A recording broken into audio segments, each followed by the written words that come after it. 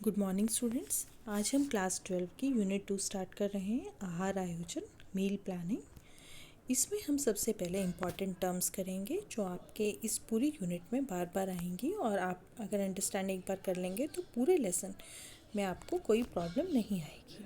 सबसे पहले हम करेंगे कि आहार आयोजन या मील प्लानिंग होती क्या है। बच्चों, भोजन के लिए तैयार की गई योजना।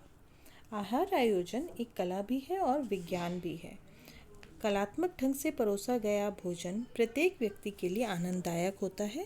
ये हमारी भूख भी बढ़ाता है, और विज्ञान इसलिए है क्योंकि आकर्षक ढंग से भोजन को परोसना तो अगर आर्ट है, तो भोजन को पौष्टिक और संतुलन बनाना विज्ञान है। यह तभी हो सकता है अगर गृहिणी को पोषण संबंधी ज्ञान हो। उसे विभिन्न पौष्टिक तत्वों के साधनों का पता होना चाहिए। आहार आयोजन का अधिकतर कार्यभार गृहिणी पर ही होता है। आहार आयोजन करना कोई आसान काम नहीं है। बच्चों, सेकंड टर्म आती है आपकी भोजन या आहार समूह, जिसे हम फूड ग्रुप्स भी कहते हैं। हम अपने दैनिक जीवन में बहुत से खाद्य पदार्थ खाते हैं जो हमारे शरीर में भिन्न भिन्न कार्य करते हैं। उचित आहार को चुनने के लिए भोजन में समाहित तत्वों व मात्रा के अनुपात का ज्ञान होना ही आवश्यक है। इसका समुचित ज्ञान तभी हो सकता है जब हम सभी खाद्य पदार्थों को विभिन्न भागों में विभाजित करें। इस विभाजन से ही आहार समूह बनते हैं। आहार समूह में वे सभी खाद्य पदार्थ समाहित होते हैं जिनमें एक सी विशेषताएं होती हैं। हमने ICMR के फूड ग्रुप्स पढ़े थे जो कि 5 थे। उसमें आपने देखा था एक ही जैसे पौष्टिक तत्वों वाली चीज़ों को एक ग्रुप बनाया गया था।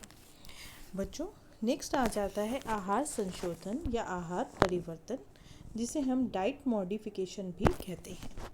परिवार के सदस्यों के लिए बनाए गए आहार को किसी सदस्य को उसकी आवश्यकता अनुसार मात्रा देना, उसकी गुणवत्ता का ध्यान रखना एवं बारंबारता के अनुरूप परोसना ही आहार संशोधन कहलाता है। नेक्स्ट टर्म आती है नॉर्मल डाइट, सामान्य आहार। जब कोई रोगी व्यक्ति सभी प्रकार के भोज्य पदार्थों को पचाने में समर्थ होता है, उसे जो आहार दिया जाता है वह सामान्य आहार कहलाता है। नेक्स्ट टर्म आती है बच्चों तृप्तिदायक आहार।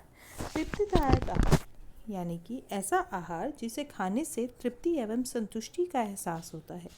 इसे खाने के बाद दूसरे आहार के समय तक हमें भूख नहीं लगती, भूख शांत रहती है। जैसे कि अगर आप प्रोटीन रिच डाइट खाते हैं या वसा युक्त डाइट खाते हैं, आपको काफ़ी लंबे समय तक भूख नहीं लगती। उसे हम तृप्तिदायक आहार कहते हैं। वहीं दूसरी ओर जब हम सलाद और फल खाते हैं, थोड़ी देर बाद ही हमें भूख लग जाती है। नेक्स्ट टर्म आती है आपकी उपचारात्मक आहार या आहारीय चिकित्सा, जिसे हम थेराप्यूटिक डाइट या डाइट थेरेपी भी कहते हैं।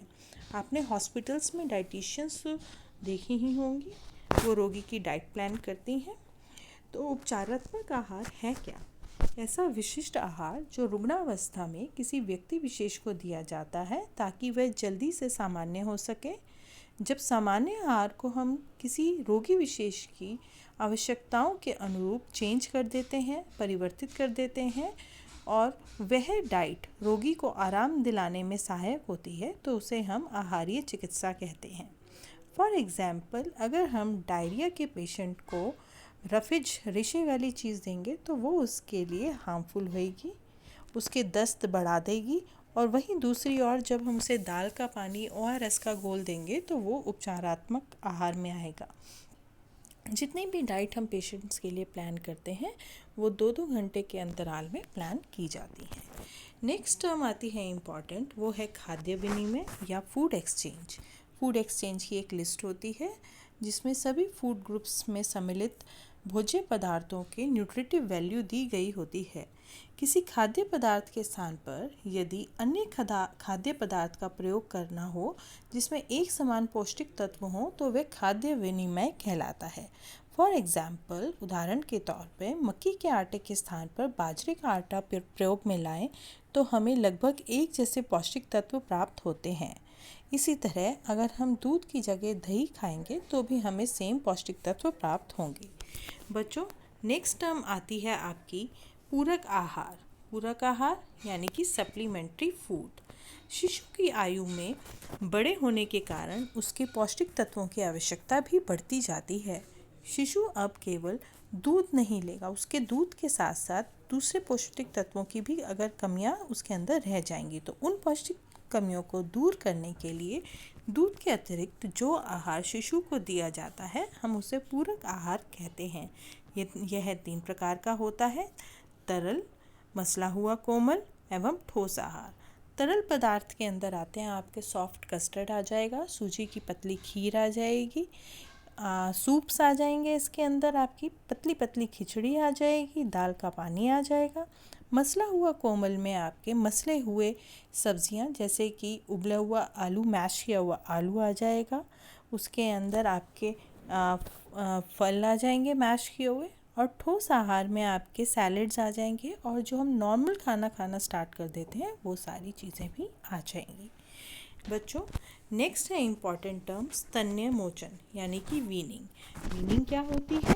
शिशु के आहार में माँ के दूध के साथ साथ धीरे धीरे जो अभी हमने डिस्कस किए थे पूरक खाद्य पदार्थों को शामिल करना, ताकि स्तन्यपान की प्रक्रिया को हम कम कर सकें और लेटर ऑन हम उसको स्तनपान को बिल्कुल ही बंद कर दें और उसके स्थान पर ऊपरी दूध बॉटल फीड शुरू करना ही स्तन्य मोचन कहलाता है।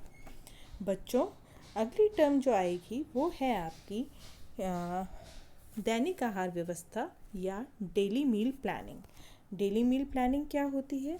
वह व्यवस्था जिसमें परिवार के प्रत्येक सदस्य को उसकी आवश्यकता के अनुसार, रुचि के अनुसार प्रतिदिन पोषण प्राप्त कराया जाए। यह पोषण स्तर परिवार के आर्थिक स्थिति पर आधारित होता है। नेक्स्ट टर्म आती है कोलोस्ट्रम। कोलोस्ट्रम क्या होता है? कोलोस्ट्रम होता है शिशु को जन्म देने के बाद माँ का 4-5 दिनों तक निकलने वाला गाढ़ा पीला दूध। यह बालक में रोग प्रतिरोधक क्षमता डेवलप करता है और उससे रोगों से लड़ने की शक्ति पैदा होती है। नेक्स्ट आ जाती है इम्पॉर्टेंट टर्म ICMR यानी कि भारतीय चिकित्सा अनुसंधान परिषद। ये एक संस्था है जो कि जैव चिकित्सा अनुसंधान हेतु निर्माण, समन्वय और प्रोत्साहित करने वाली शीर्ष संस्था है। जितने भी पोषण संबंधी इंस्ट्रक्शंस होती हैं वो इसी में यहाँ रिसर्च की जाती हैं और हम लोगों तक पहुँचाई जाती हैं।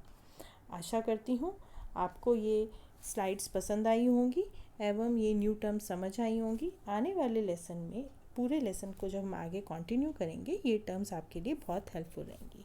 Thank you.